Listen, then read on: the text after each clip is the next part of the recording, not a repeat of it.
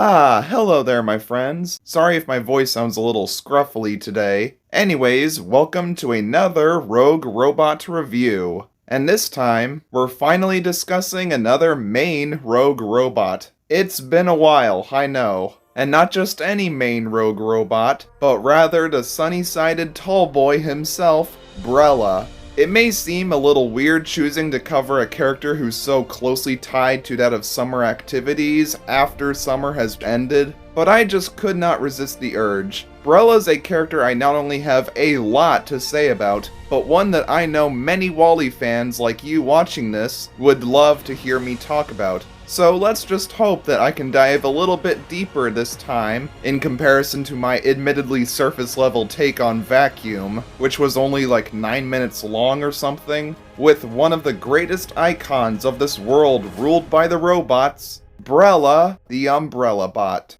This is their story.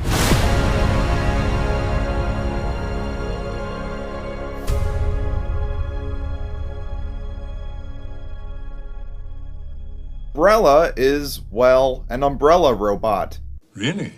A member of the Human Assistance class, and of course created by and Large, the Brella units were created not for protecting people from the rain, but from sunburn. They're routinely stationed on the Axiom Scenic Lido deck, ready on standby for the ship's many passengers, to provide them with a comfortable, cooling shade from the Axiom's synthetic sun's artificial hot rays. So any guests who want to relax out by the water can rest knowing that these guys, equipped for their titular purpose, will use their specialized canopy to block lighting whenever desired. A pretty ingenious concept, as now there's no need to take the time to open up the umbrella yourself when it'll automatically open up on its own.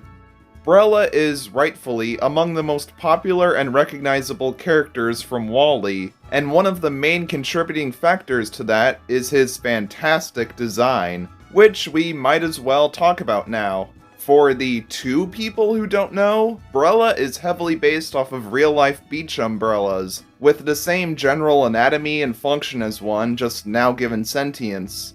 He has a white two-piece base with a black joint for lowering the body slightly, a pair of blue stripes adorning it, and the name Brella, BRL-A, written on the front. Underneath that are 4 small black roller balls, which are useful for swiftly navigating through crowds of humans without even having to fly. And on top is a gray tilting mechanism, which allows him to angle his body into the proper position away from the sun. This all then leads to his tall, narrow, gray and white mid-body, acting as a pole-like, tube-like structure, giving him fantastic height, which I will talk more about later. Like with all umbrellas, he has a circular runner on his torso, which, when ascending, shifts and bends the what are called stretchers, allowing the 6 ribs of his canopy to sprawl out, forming the large, hexagon-shaped shield of shade we're all familiar with.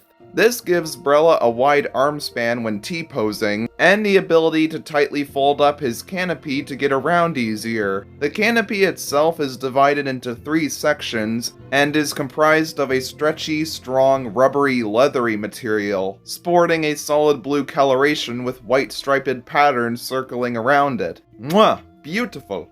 Plonked onto the very top of his body is a short neck and ball joint, holding his, in proportion to his body, small head. On the sides of it are some white panels, and on the front is a slender vision screen with white trim around it, displaying, interestingly enough, a singular red eye. A design choice that you'd think would make him look somewhat intimidating, but it ends up just making him all the more unique and special. Also, quick question, does Brella have eyelids like Wall-E, or am I just seeing things? Anyways, there you have it folks, the design of Brella. Like I said earlier, he's little more than an anthropomorphized beach prop, but there's a sense of beauty in the simplicity here, taking an inanimate object and breathing life into it. The ingenuity of the Umbrella bots is definitely something worth admiring on the Pixar creative team's part. Lean, flexible, very mobile, lacking in hands or claws, able to fan his long connected arms out like a vampire squid, basically Slender Man with a skirt for arms. There's nothing else on the Axiom quite like Brella, yet he fits into the Wall-E universe like a glove. It's one of the best robot designs we've gone over by a long shot. One of the most notable aspects about it is its immense height too, allowing him to tower over just about any human and stand head and shoulders above most robots around him, including the Blooming Stewarts. He's very much the giraffe or Irish giant of the rogue robots. I also cannot emphasize enough just how incredibly thin, and therefore lightweight, his upper body is, and it has to be that way to ensure he doesn't accidentally topple over when traveling at high speeds, though I can assume his base is already packed with extra weights inside of it for that reason anyways. Oh, did I forget to mention that Brella also kinda has the ability to talk? Well, not so much talk necessarily, but more so make occasional loud noises. Some of which sound like he's trying to say George or something. Or at least that's what I thought when I was a kid. Out of all the main rogue robots, besides possibly Wall-E, Brella is the one we see the most of in quantity, as there are dozens upon dozens of them present along the man-made beaches and pools of the Lido deck. Brella was also one of the first robots we got to see in the movie, when Wall-E activates the commercial holograms in the opening, several clips of which show off the Brella units serving the various live-action humans. Later on, actually on board the Axiom, we get a glorious bird's-eye view of the many Brella colonies littered across the Lido deck, standing firmly in place, followed by a scene of a random passenger sitting by the shoreline, annoyed by the sunshine in his eyes, clapping his hands and saying, "Shade." Activated by sound command, a nearby Brella is summoned to his aid and shelters him. Because the Brellas here are so numerous and motionless, idling in place for extended periods of time, it's easy to forget that they're even robots. They almost become one with the environment and blend into the background. Anyways, they're also seen in the distance when Mary discovers that the Axiom has a pool, and when the captain adjusts the ship's clock to morning, all the Brella units simultaneously seal up, and that just about does it for their rounds of appearances. When the sun falls and the moon rises, the Brellas are put into storage off-screen, hence why we don't see any more of them following this. With the exception of, you-know-who, Mr. Rogue Robot himself. Marked with a red boot attached to his head and upper body, the Reject Brella is a core member of the main 10 rogue robots in Wall-E. He suffers from the tendencies of overextending his canopy all the way above his head inside out into a bowl shape, resulting in his systems becoming jammed. It's stuck! He also comes across as somebody who really doesn't like being in place for too long. Anxious, tense, jumpy, sensitive, fidgety, excitable are all words I would use to describe him. Unlike the rest of the defunct fleet, Brella was never seen in the repair ward's waiting room hallway with the others, and therefore wasn't being kept in a holding pen when Wall-E and Eve arrived. Instead, by this point, he's been isolated and taken into the diagnostics room with D-Fib, and later Eve, in which we often get to see him acting up and malfunctioning while standing on this little platform, lacking in self-control and struggling to stay still, possibly even refusing to behave properly. He's shown undergoing immense physical therapy, as a pair of Karstiks examine his peculiarities, perform tests on him, trying to find out what's wrong with him while fiddling with his sliding mechanisms. Does this technically count as sexual harassment? Meanwhile, Eve is having her own work done, involving something being inserted into her. Which causes her to giggle, followed by Brella springing back up with excitement, expanding and getting all stiff. Okay, I'm not gonna add anything more to that. A Karstik then forcefully grabs hold of him and pulls his arms down, causing a loud, unpleasant screeching noise. which Wally, who's watching from outside, misinterprets as Eve screaming and being tortured. The car sticks hold Brella in place as he continually shakes and shudders from the ever-growing pressure, unable to contain his eagerness. His examination is suddenly interrupted by Wally smashing through the glass to rescue Eve, as Brella looks at him, confused and surprised by his intrusion. Excuse me, what the actual are you doing in my house? Then frightened by when Wally grabs hold of Eve's blaster, he gets to witness the ray from the gun accidentally destroy the repair ward security systems. Startled by Eve's understandable frustration and anger, he watches as all the other rejects escape from their spots, and once everyone creates an even bigger hole in the glass doors and snatch Wally up, Brella sees this as his opportunity to escape, joining in with the breakout, leaving the diagnostics room and, alongside Defib, catches up to the rest of the group, following behind on their tail, exiting out the repair ward doors with freedom. He was determined to never have to come back here. Now on the loose within a crowd of crazy friends, he finally gets to be himself again, only for him to suddenly be halted by the stewards, now surrounded by hands and a bunch of other robots. He's present for when Eve arrives, and when he gets his picture taken, with his head just being out of frame. But once the warning photo gets sent everywhere, Brella realizes the gravity of the situation at hand, and when Eve grabs hold of Wally and runs away, Brella squeezes his way between two of the stewards and gleefully gets out of there. Thankfully, for once, this was not the last time we got to see him, as he then tracks Wally and Eve down as part of a mini-group of rejects, skidding to a stop and finding no trace of Wally anywhere, before having to keep on outrunning a pair of stewards who are still in hot pursuit of them. Brella's clearly gained a respect and obsession over his unintentional savior Wally, considering how he tries his best to find him here.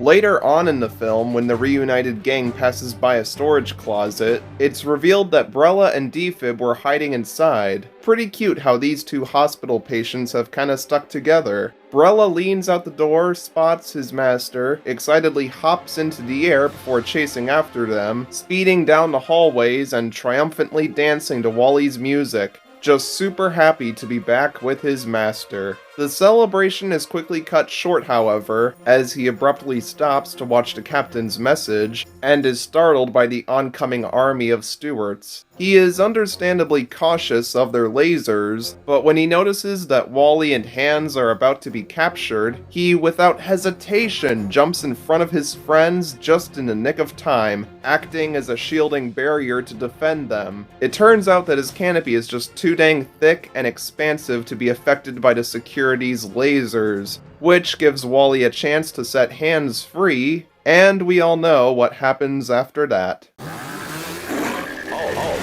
This is then followed by Brella protecting Wally from all the falling debris, being the absolute Chad we all know him to be. After looking upon the carnage that's been left on the battlefield, he makes his way towards the Lido deck, only for the tilt of the ship to make him slide down the deck with his buddies, falling to the floor with many passengers surrounding him.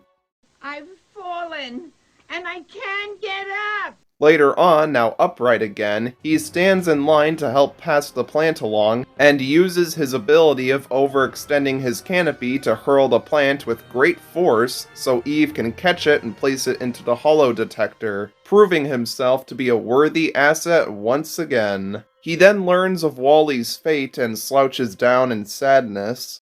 You feeling a little down there, buddy? And once the Axiom has returned to Earth, he makes his way down the boarding steps chasing after Eve, wanting to make sure if his friend will be alright or not, before abruptly stopping at the sight of an explosion coming from Wally's truck. He later arrives at the scene, bumping into Hans in the process, who smacks back at him, showcasing some playful little aggression between the two, and is relieved to know that Wally's okay, only for Mo to push him away to let the two reunited lovers have some space. But Brella ain't having any of that. He's gotta get one last peek at the love going on, before being promptly pushed away again. Oh, Brella, don't we all love you? The film then comes to a close with Brella standing outside of Wally's truck, not only performing properly, but also getting to bask in the real sunlight for possibly the first time in his life. What a beautiful ending to this character's story. Although, we, however, are still far from done with him.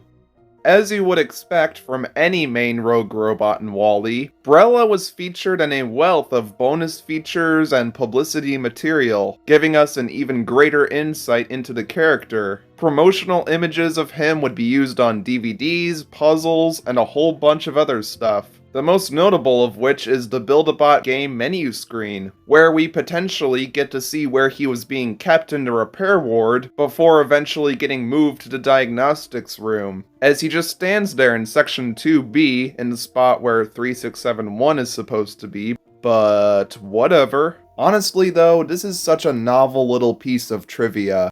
Brella, of course, got his own robot file, where the narrator claims that the Brella units are now available with spray tan option. Now available with spray tan option. Now available with spray tan option. Now available with spray tan option. Are you sure about that? In the deleted scene Dumped, he is shown comedically getting bumped into by Van Gogh out in a hallway while still on the run from the Stewarts. Concept art of him shows that he had many different forms prior to his finalized movie appearance, such as this doodle of a red, orange, and yellow version of him, one that shows that he was once envisioned in green with a larger head. Here is this piece that, honestly, makes him look as if he were made to be put in Stumble Guys or something.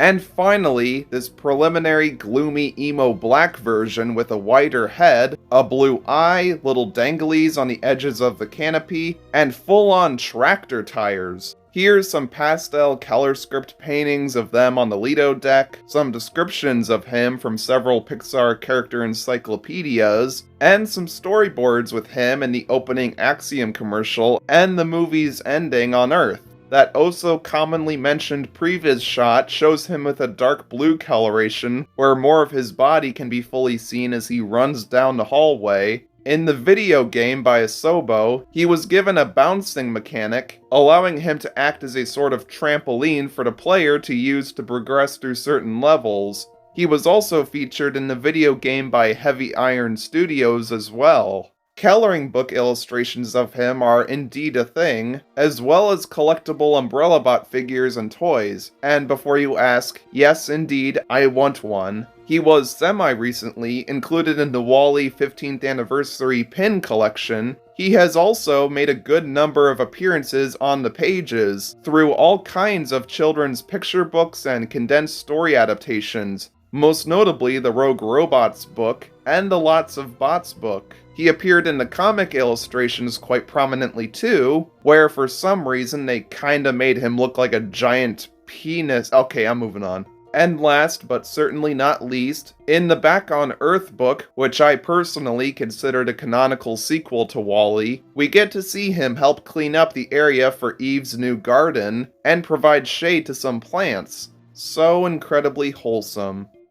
On the fans' side of things, a metric buttload of fan art has been made based around him, or featuring him, over the course of time since the film's release. From countless humanoid versions of him to papercraft replicas, people left and right have wonderfully displayed their love for this flamboyant legend. It's no wonder to me why Brella has stood the test of time and remained a favorite among so many people, despite only making a few official appearances in the past decade? His creative design and purpose alone make him a real standout, but he's also just blossoming with personality. I love how loyal he is to WALL-E, I love his little wobble dance thing, I love the weird noises he makes.